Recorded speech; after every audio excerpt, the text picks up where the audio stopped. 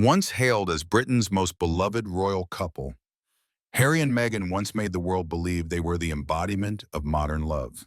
Bold enough to break tradition, brave enough to live on their own terms. But just a few short years later, that image has crumbled under the weight of relentless controversy. They left the monarchy, accused the media, and openly challenged the very institution that once defined them. And so, from being celebrated as pioneers, Harry and Meghan gradually became a global punchline, doubted, mocked, and branded as traitors to tradition. The question now is, were they victims of Buckingham Palace or architects of their own downfall? Because within the walls of royal power and prestige, no one escapes without a cost. Harry, the prince once seen as a symbol of compassion and freedom, now appears trapped in a cycle of emotional interviews and self-revealing documentaries that exhaust more than they inspire. Meghan, once praised as a feminist icon, is now accused of calculation, turning pain into publicity and vulnerability into currency. But beneath the criticism lies something larger, a deeper struggle between tradition and modernity, between duty and self-expression, between the crown and the individual. Their story isn't just about rebellion against the monarchy, but a confrontation with the world's unshakable expectation of a happily ever after. And when that fairy tale shattered, the world was left wondering, was freedom worth the price of legacy? Now, we're about to uncover what really happened behind the lights, because sometimes the fall of an icon doesn't begin with betrayal from the outside, but with fractures from within. Let's explore that journey to understand how Harry and Meghan became the most divisive couple in modern royal history. When Harry and Meghan first appeared after their 2018 wedding, they were seen as a breath of fresh air through the centuries-old walls of the British monarchy, a rebellious yet compassionate prince, and an independent, biracial actress with intellect and conviction. Together, they inspired hope that the royal family could finally step into the modern era. Meghan represented change. Harry symbolized reborn loyalty. They made people believe that love could bridge all divides, race, class, and the tension between tradition and freedom. But the glow didn't last long.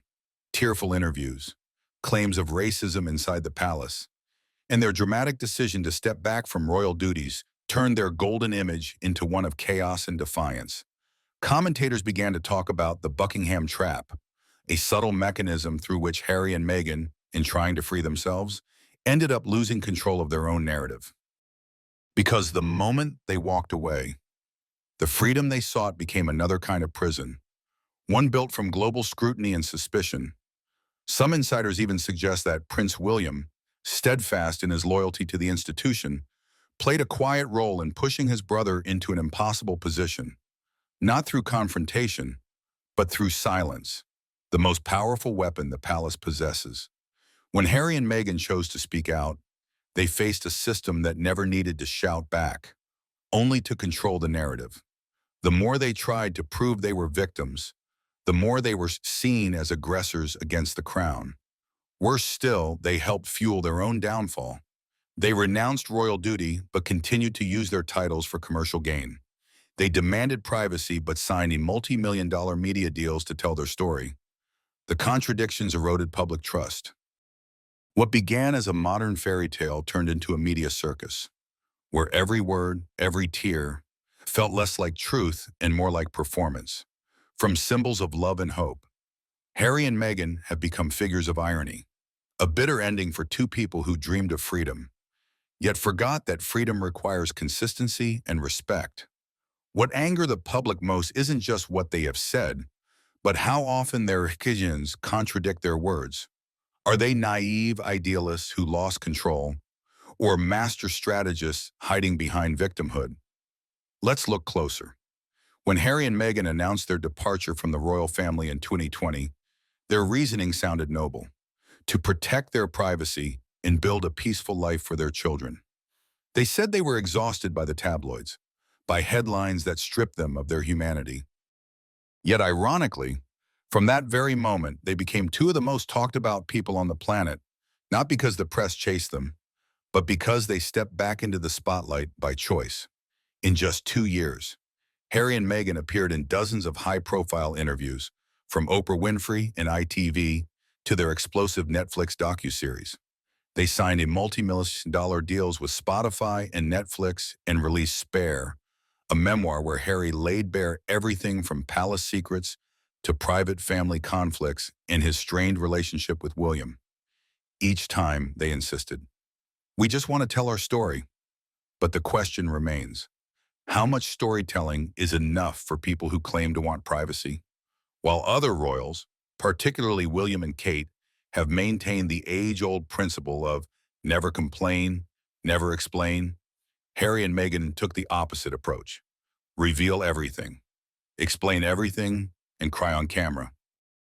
Their method of self-narration created a profound sense of contradiction. If peace was truly the goal, why keep revisiting the past with new accusations? If escaping the media was the mission, why turn themselves into global media content? Some analysts argue that privacy for them was never about seclusion, but about control, the right to own their story, to decide when and how to appear.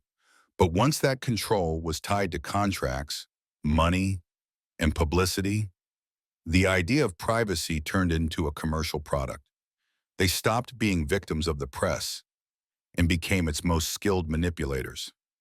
Perhaps that's what made empathy fade. The world no longer saw a wounded couple seeking refuge, but two performers reenacting their trauma for millions, both defending and monetizing their pain. They left the palace to find silence, yet ended up creating the loudest noise of all. And that noise, sadly, hasn't just surrounded them, but also their innocent children. Overexposure hasn't stopped at the adults. It's reached the next generation of Sussexes. Since leaving royal life, Meghan Markle has repeatedly said her biggest goal is to protect her children, Archie and Lilibet, from the media spotlight. She claims she never wanted to repeat the tragedy of Princess Diana, hounded endlessly by paparazzi. But ironically, Meghan herself has been accused of turning her children into part of her personal brand, using their images to fuel her storytelling empire. In the Netflix documentary Harry and Meghan, intimate moments of their children, laughter, first steps, even glimpses inside their Montecito home were broadcast to the world.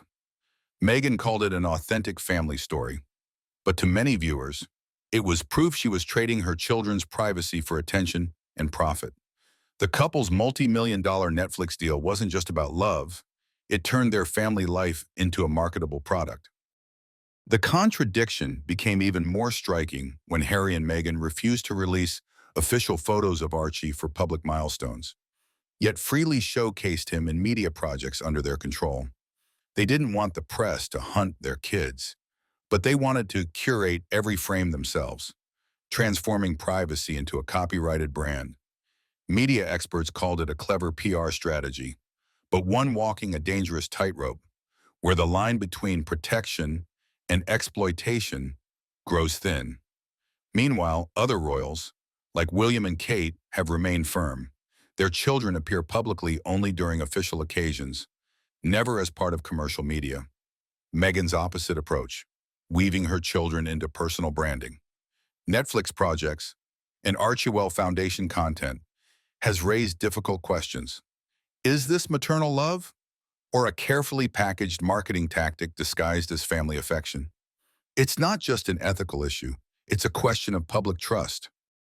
When the line between family and business blurs, every gesture is seen through suspicion. People have begun to wonder if motherhood itself can be turned into content. What's left that's real in Harry and Meghan's story?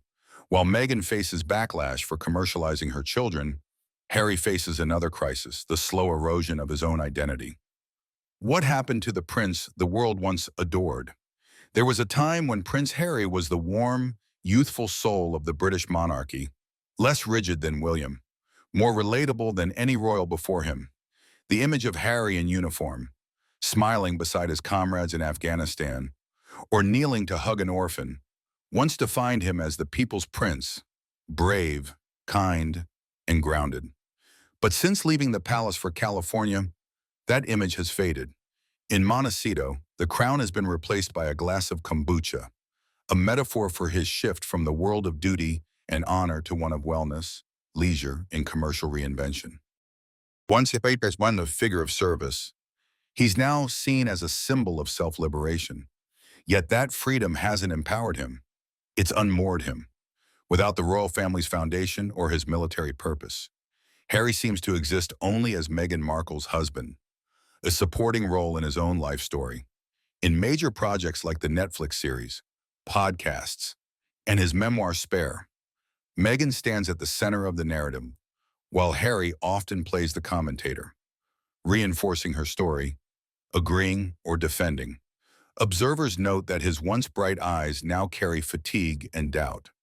It seems that while Meghan builds an empire, Harry has quietly lost the essence of who he was, the beloved prince who once represented courage and heart.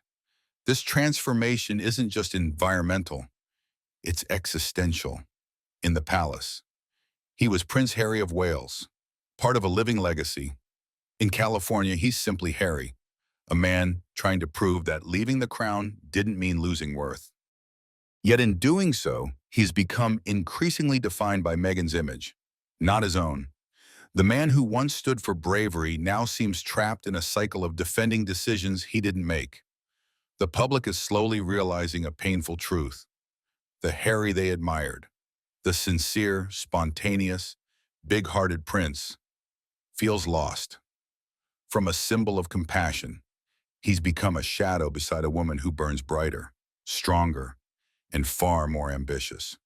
When people began calling him a supporting character in his own life, it wasn't just mockery, it was proof that the distance between the crown and the kombucha had become impossible to bridge.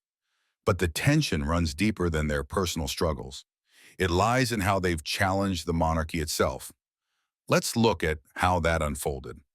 From the moment Meghan Markle stepped into the British royal family, she carried a clear ambition to make the monarchy more modern, more open, and more relatable. With her Hollywood background, Meghan believed transparency, strong media presence, and emotional authenticity could help the royals enter a new era. She wanted to change how people saw them, not as distant figures of ritual, but as real human beings capable of emotion, empathy, and advocacy for social justice. But that ambition became the seed of tragedy. In an institution where every glance, every gesture, follows centuries of protocol, any attempt to modernize is easily seen as rebellion. Meghan didn't understand, or perhaps refused to accept, that the British monarchy survives precisely because of its mystery and distance. The palace doesn't operate like a PR firm. It functions like a religion, where silence itself is a symbol of power. Meghan believed in speaking to be understood, while the monarchy believed in staying silent to remain infallible. That fundamental difference made her and Harry outcasts in a system that leaves no room for strong individuality. Their Hollywood approach, open, candid, and performance-driven, clashed violently with the royal way, where everything is decided behind closed doors. When Meghan spoke publicly with conviction and emotion, the contrast became unmistakable. She no longer looked like a duchess. She looked like a celebrity trying to rebrand the monarchy in her own image. And to traditionalists, that was an insult. The conflict deepened when Meghan and Harry announced they were leaving royal life to live freely, yet insisted on keeping their titles as Duke and Duchess of Sussex. They condemned the monarchy as outdated and unfeeling, but continued using their royal status to sign deals, launch brands, and sustain influence. To the palace, this was not just hypocrisy, it was exploitation of the crown for personal gain. In the eyes of royal loyalists, Harry and Meghan weren't just rebels, they were a threat to the very foundation of the institution. Because if anyone can rewrite the royal story to their liking, the monarchy's symbolic power ceases to exist. This wasn't merely a clash between two people in an institution. It was a collision between two eras, one bound by tradition and the other driven by social media, where reputation matters more than restraint. To understand why Meghan's push for modernization failed, we have to look back at the monarchy's unbreakable rules, particularly the letters patent of 1917. During World War I, Britain was facing a surge of anti-monarchist sentiment and criticism of title inflation. King George V sought to slim down the royal household, preserve dignity, and limit the titles of prince and princess only to those directly in line to the throne. According to the 1917 decree, there are three categories of people entitled to royal titles. First, the children of the reigning monarch. Second, the legitimate grandchildren through the male line, meaning sons of royal princes. Third, any exceptional cases granted at the discretion of the sovereign. Beyond lineage, the legitimacy of royal status also depends on formal documentation and baptism under the Church of England, reinforcing both legality and divine order in the monarchy's structure. When those rules are applied to Archie and Lilibet, the situation becomes clearer. By the time they were born, Harry and Meghan had stepped down as working royals and were living in California. Both children were born outside the United Kingdom, had no public christenings, and Archie's birth certificate itself became controversial when Meghan's name was changed from Meghan Markle to Her Royal Highness the Duchess of Sussex. Minor as it may seem, such details give the palace formal grounds to uphold precedent. Royal insiders argue that Buckingham's stance isn't driven by emotion or prejudice, but by principle to preserve the stability of the system. Granting special exceptions to Archie and Lilibet would set a precedent that could open the door for any royal descendant, regardless of duty, to demand titles. In a monarchy built on order and hierarchy, maintaining that boundary is far more vital than appeasing sentiment. For Meghan, this felt like a personal rejection, especially after her accusations of racial bias. But from the palace's perspective, it was simply adherence to King George V's century-old framework, a safeguard to protect the legacy, integrity, and symbolic authority of the British crown. And that seemingly dry royal rule soon became the center of a storm, because it touched something deeply personal: Archie and the controversies surrounding his birth certificate. When Archie Harrison Mountbatten Windsor was born in May 2019, Britain rejoiced at the arrival of a new royal. But the joy didn't last long. It was quickly overshadowed by a small but explosive detail: his birth certificate.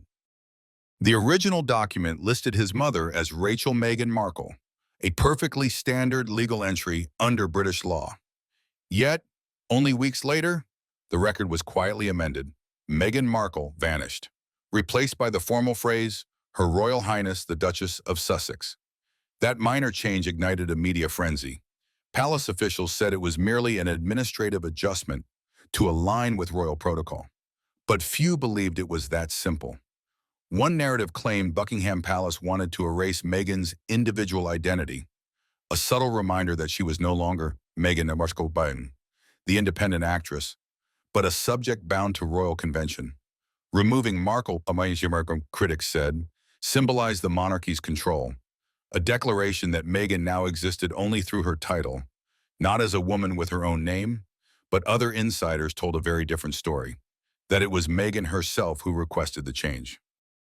They claimed she wanted to distance her family from the Markle surname, long associated with her estranged and scandal-prone father.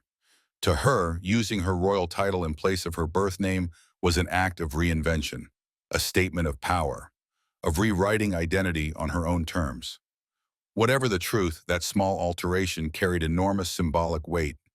It hinted that Archie was a child suspended between two worlds, one royal by blood, and the other free from the institution his parents had rejected.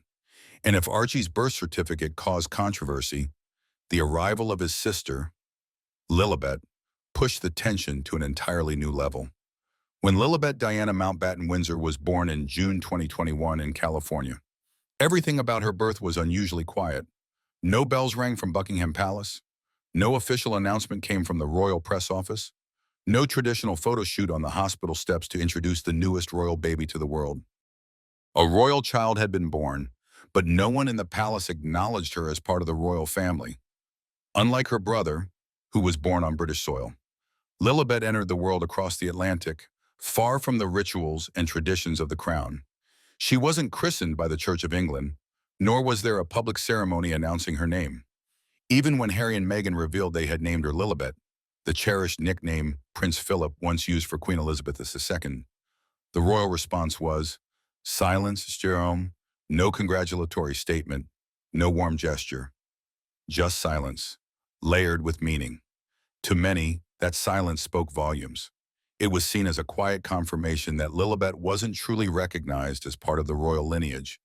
Her name didn't appear immediately on the official line of succession, and no royal customs were performed. The media began to ask, was this Buckingham's subtle way of maintaining order, a polite refusal disguised as protocol, or simply the natural consequence of Harry and Meghan's choice to walk away from the monarchy? From another perspective, that lack of acknowledgement carried deep symbolism. It reflected not only a generational divide within the House of Windsor, but also a widening rift between two worlds, the power of the crown and the freedom of California. And that silence, though invisible, continues to echo, shaping not just their children's future, but the very survival of the Sussex brand. Since stepping back from royal life, Meghan and Harry have worked relentlessly to redefine themselves as the modern royals, blending Hollywood polish with royal prestige. The Sussex brand was built on that foundation, a story of freedom, courage, and defiance against the outdated traditions of the palace. But here lies the paradox. Their entire brand, their fame, their fortune, still depends on the very institution they claim to have escaped, the British monarchy. The major deals with Netflix, Spotify, Penguin Random House, and their high-profile speeches at the United Nations were never just about talent or capability. They existed because they were still Harry and Meghan, the Duke and Duchess of Sussex. Their appeal came from being insiders telling the royal story, not from being two ordinary Californians starting over. But when Archie and Lilibet were denied royal titles, that link to the monarchy weakened dramatically. The modern royal narrative Harry and Meghan had built began to lose legitimacy. Without royal titles for their children, their public image shifted. From brave pioneers defying the system, they began to look like people clinging to fading glory. Analysts observed that once royal symbolism loses its power, the Sussex brand inevitably loses its allure. Because in the world of media and soft power, royal heritage is the gold certificate, something Harry and Meghan once possessed, but are now watching slip away. The question now is, can they continue to hold influence when there's no crown left to lean on? Or will their brand of freedom only exist as long as the world remains fascinated by their royal past? Ultimately, Buckingham's action wasn't just a matter of law or protocol. It was a deeply personal blow to Harry, a man who once took pride in his royal bloodline. In the long history of the British monarchy, there has never been a separation as quiet or as painful as the one between Harry and Meghan in Buckingham Palace. What began as a declaration to step back for freedom ended with their erasure from the Windsor lineage, not only on paper, but from the institutional memory of the crown itself. In early 2025, the official royal family website was quietly updated. The names Archie and Lilibet Mountbatten Windsor disappeared from the roster of royal family members. Records relating to their titles, their line of succession, and their security privileges were removed. No photos, no titles, no official mention within the royal structure. The palace issued a short, sterile statement. The update was made to ensure institutional accuracy. The words were administrative, but the message landed like a verdict. For Buckingham, it was a necessary step to protect the monarchy's structure. They believed the distinction between working royals and former members must remain clear to preserve the crown's authority. But for Harry, it was a wound that may never heal. His two children, half Windsor by blood, were now officially cut off from the legacy their grandfather, King Charles III, represents. To the world, they were no longer Archie and Lilibet of the British royal family, but simply two American children, bearing the name Mountbatten Windsor. Growing up under the California sun, analysts have called this a silent purge, the monarchy's decisive move to close the turbulent chapter known as Harry and Meghan. The removal wasn't only ceremonial, it came with real consequences. No titles, no place in the line of succession, no royal security, no role in official events. The privileges tied to royal blood were stripped away layer by layer, coldly, precisely, and irreversibly. Symbolically, it was an act of erasure, a deletion from Windsor history. Every step was calculated to protect the sanctity of the crown, a symbol not just of power, but of continuity, hierarchy, and divine order. By excluding the children born outside the system, the palace was sending a message. The royal legacy cannot be diluted by personal choice or private emotion. Yet behind that decision lies a bitter paradox. The monarchy may have preserved its formality, but it did so at the cost of humanity. And Harry, well, once sworn to serve his country and the crown, has now become an outsider to his own bloodline. He is no longer the rebel prince. He is a father watching his children denied their right to belong. Between the logic of the institution and the heartbreak of a parent, there is only silence, the one language the royal family seems to know best. For the public, this wasn't just a bureaucratic update. It was a deeply personal strike against Harry, nullifying every attempt at reconciliation. From being Britain's most beloved prince, he now stands on the other side of history's wall, where the crown has closed its gates for good. And perhaps, when he looks back, Harry will realize that what he lost wasn't just a title or a role. It was the right to be part of his own family story. As for the royal family, they may have preserved the purity of their heritage, but they did so by crafting a family tragedy history will never forget. From a fairy tale romance to a confrontation with a centuries-old institution, Harry and Meghan's journey has been a collision between personal emotion and the power of tradition. They began with a dream of freedom, to live authentically, beyond the palace walls.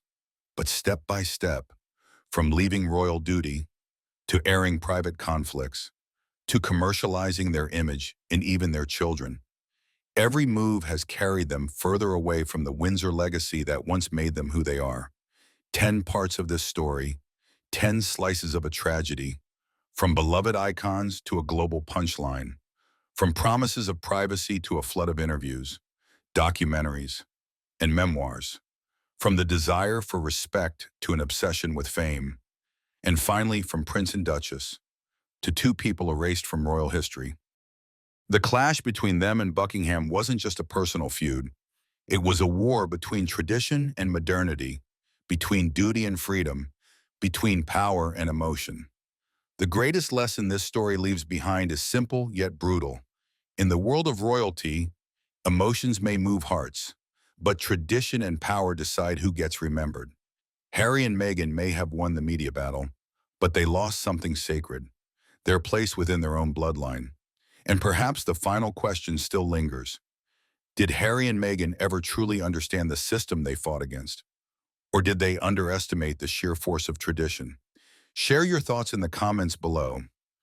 Do you believe the palace is protecting its legacy or punishing the couple who defied it? Thank you for watching.